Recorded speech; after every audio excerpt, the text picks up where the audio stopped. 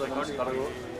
ನಮ್ಮೆಲ್ಲರಿಗೂ ಸ್ವಾಗತ ಬಯಸ್ತೇನೆ. ಇವತ್ತು ಬೆಳಗಾವಿ ಮಧ್ಯವರ್ತಿ ಸಹಕಾರಿ DCC ಬ್ಯಾಂಕಿನ ಚುನಾವಣೆ ನಾಳೆ 19 ತಾರೀಕಲ್ಲಿ ಜರುಗಲಿದ್ದು, ಇವತ್ತು ಮೊನ್ನೆ 9ನೇ ತಾರೀಕು ಗುರುವಾರದಂದು ನಾಮಪತ್ರದ ಸಲ್ಲಿಕೆಯನ್ನು ಮಾಡಿದ್ದೆ.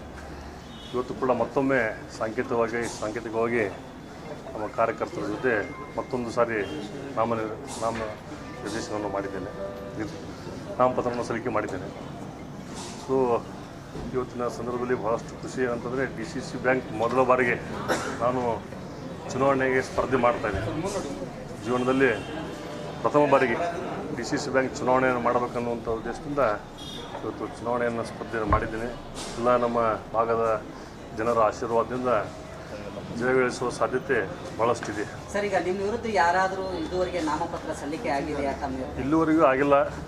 ಇನ್ನೂ 1.5 ಗಂಟೆ ಟೈಮ್ ಇದೆ, ಕಾದು ನೋಡೋಣ. ಅಂದರೆ ಅವಿರೋಧ ಆಯ್ಕೆ ಹೊತ್ತಿಲಲ್ಲಿ ಇದ್ದೀರಿ ತಾವು? ಬಹುಶಃ ಆಗುವಂಥ ಸಾಧ್ಯತೆ ಇದೆ.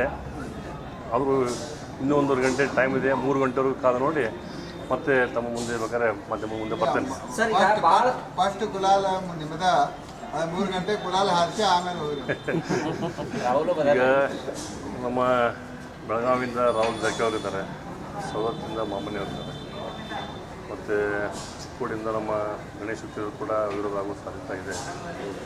ಗೋಕಾಕ್ ಮತ್ತು ಮೂಡಲ್ಗಿ ಸುಮಾರು ಒಂದು 7-8 ಮಿನಿಮಮ್ ಒಂದು 7-8 ಅವಿರೋಧ ಆಗುವಂಥ, ಆಮೇಲೆ ಅದರ್ಸದಿಂದ ಇವರು ಚಂದ್ರರಾಜ್ ಹಟ್ಟಿಯವರು MLC ಕೂಡ ಅವಿರೋಧ ಆಗುವಂಥ ಸಾಧ್ಯತೆ ಭಾಳಷ್ಟಿದೆ. ನಿಮ್ಮಲ್ಲಿ ಭಾಳಷ್ಟು ಬಣಗಳಿವೆ. ಏನಂತಂದ್ರೆ ಒಂದು ಜಾರಕಿಹೊಳಿ ಬಣ, ಇನ್ನೊಂದು ಕತ್ತಿಯವ್ರ ಬಣ, ಹಿಂಗೆ ಬೇರೆ ಬೇರೆ ಬಣಗಳಿವೆ. ತಾವು ಯಾವ ಬಣ ಅಂತ? ನಮ್ಮದು ಜಾರಕಿಹೊಳಿ ಬಣ, ಒನ್ ಆ್ಯಂಡ್ ಓನ್ಲಿ ಜಾರಕಿಹೊಳಿ ಬಣ. ಸರ್, ಈಗ ಭಾಳಷ್ಟು ಜನ ಈಗ ತಾವು ಈಗಾಗಲೇ ಶಾಸಕರಾಗಿದ್ದೀರಿ. ಶಾಸಕರಾದ್ಮೇಲೆ ಈಗ DCC ಬ್ಯಾಂಕನ್ನು ಕೂಡ ನಾನು ನಿಲ್ಲಬೇಕು ಅನ್ನುವಂಥ ಅಟ್ರಾಕ್ಷನ್ ಏನು? ನಾನು ನಿಲ್ಬೇಕಂತ ಹೇಳಿ ಇಚ್ಛೆ ಪಟ್ಟವಲ್ಲ. ನಾನು ಎಲ್ಲ ನಮ್ಮ 34 ಸೊಸೈಟಿಯ ಎಲ್ಲ ಅಧ್ಯಕ್ಷರಿಗೆ ಸದಸ್ಯರಿಗೆ ನಾನು ಒಂದು ಪೂರ್ವಭಾವಿ ಮೀಟಿಂಗನ್ನು ಮಾಡಿ ಪ್ರತಿಯೊಬ್ಬರನ್ನ ಕೇಳಿದೆ, ಯಾರಾದರೂ ನಿಲ್ಲೋರಿದ್ದರೆ ತಮಗೆ ಫಸ್ಟ್ ಪ್ರಿಫರೆನ್ಸ್ ಕೊಡೋಣ. ನಾನು ಆಲ್ರೆಡಿ ಈಗ ಶಾಸಕನಿದ್ದೀನಿ, ಇದನ್ನು ಕೆಲಸನ ಮಾಡೋಕ್ಕೆ ನಾನು ಸಂತೃಪ್ತಿದ್ದೀನಿ. ತಮಗೆ ಅವಕಾಶವನ್ನು ಕೊಡುವಂಥ ವ್ಯವಸ್ಥೆ ಮಾಡ್ತೀನಿ, ತನು ಮನಧನದಿಂದ ನಾನು ಮಾಡ್ತೀನಿ ಅಂತ ಎಲ್ಲ ನಮ್ಮ ಕಾರ್ಯಕರ್ತರಿಗೆ ಕೇಳಿದ್ದೆ. ಇಲ್ಲ ಮತ್ತು ಎದುರಾಳಿ ಬೇರೆಯವರು ಅವ್ರು ನಿಲ್ತಾ ಇದ್ದಾರೆ, ಅವಾಗ ಎಲ್ಲಾದ್ರೂ ಸ್ಟ್ರಾಂಗ್ ಬೇಕಾಗ್ತೈತೆ, ತಾವು ನಿಂತರೆ ಒಗ್ಗಟ್ಟಿನಿಂದ ನಾವು ಮಾಡ್ಬೋದು, ಇಲ್ಲಾಂದ್ರೆ ನಮ್ಮ ಟೀಮ್ ಹೊಡಿತೈತೆ ಅಂತ ಹೇಳಿದ್ರು. ಸೊ ಹೀಗಾಗಿ ಅವರೇ ನನಗೆ ಒಂದು ಎಕರೆ ಜಾಗವನ್ನು ಕೊಡಿಸಿ ನನಗೆ ಸದಸ್ಯನ ಮಾಡಿ 1 ವರ್ಷದ ನಂತರ ಆ ಒಂದು ಸೊಸೈಟಿಯ ನಿರ್ದೇಶಕರನ್ನು ಕೂಡ 1.5 ವರ್ಷದ ಹಿಂದೆ ಮಾಡಿದರು. ಸೊ ಡೆಲಿಗೇಷನ್ ಕೂಡ ನನಗೆ ಕೊಡಿಸಿ ನನಗೆ ಈ ಒಂದು ಸ್ಥಾನಕ್ಕೆ ತರುವಂಥ ವ್ಯವಸ್ಥೆನ ನಮ್ಮ ಕಾರ್ಯಕರ್ತರು ಮಾಡಿದ್ರು. ಭಾಳಷ್ಟು ಹೆಮ್ಮೆ.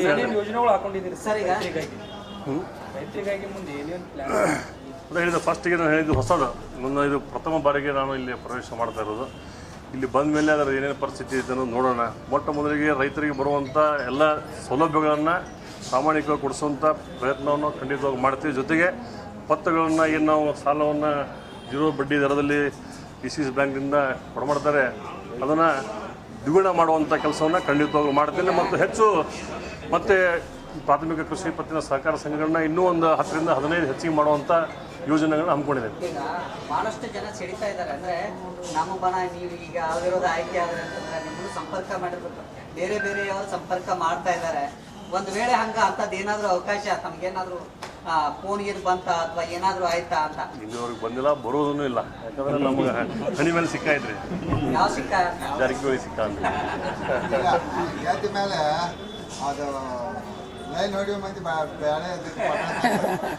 ಪಟಾಸಕ್ಕೆ ಯಾರಾದರೂ ಪ್ರಯತ್ನ ಮಾಡ್ತಾ ಇದ್ದಾರೆ ಅಂತ ಹೇಳಿ? ಇಲ್ಲ, ಆ ರೀತಿ ಯಾವುದೂ ಇಲ್ಲ, ನಾವು ಮಾಡಿಲ್ಲ. ಸುಳ್ಳು ಹೇಳಬಾರ್ದು. ಯಾರು ಮಾಡುವಂಥ ಪ್ರಯತ್ನ ಮಾಡಿಲ್ಲ, ಮುಂದೆ ಕೂಡ ಮಾಡುವಂಥ ಬರೋದಿಲ್ಲ. ಪ್ರತಿಯೊಂದು ಊರಾಗೂ ಸೊಸೈಟಿ ಇರ್ಬೇಕಂತ ರೈತರ ಆಸೆ ಇರ್ತದೆ. ಅದೇ ಈಗ ನಮ್ಮ ಯರಗಟ್ಟಿ ತಾಲೂಕಿನಲ್ಲಿ 34 ಸೊಸೈಟಿಗಳಿವೆ. ಒಂದೊಂದು ಊರಲ್ಲಿ 200-300 ಅದಾವೆ. ಕೆಲವೊಂದು ಗ್ರಾಮದಲ್ಲಿ ಒಂದೊಂದು ಸೊಸೈಟಿ ಕೂಡ ಇಲ್ಲ. ಅಂಥ ಸಂದರ್ಭದಲ್ಲಿ ಈಗ ಉದಾಹರಣೆಗಾಗಿ ನಮ್ಮ ನುಗ್ಗಾನಟ್ಟಿ ಆಗಿರ್ಬೋದು, ಬೋಳ್ಕಡಿಮೆ ಅಂತ ಗ್ರಾಮ ಇದೆ, ಕೊರ್ಕಪ್ಪ ಅಂತಿದೆ. ಅಂತಲ್ಲಿ ನಾನು ಮೊದಲು ಪ್ರಯಾರಿಟಿ ಮೇಲೆ ಅಲ್ಲಿ ಹೊಸ ಸೊಸೈಟಿ ಅಂತ ಮಾಡಿ ರೈತರಿಗೆ ಅನುಕೂಲ ಆಗುವಂಥ ಕೆಲಸ ನಾವು ಮಾಡ್ತೇವೆ. ಥ್ಯಾಂಕ್ ಯು ಎಲ್ಲ ಮಾಧ್ಯಮ ಮಿತ್ರರಿಗೆ ಧನ್ಯವಾದಗಳು. 3 ಗಂಟೆ ಇನ್ನೂ 1 ಗಂಟೆ ಕಾಯ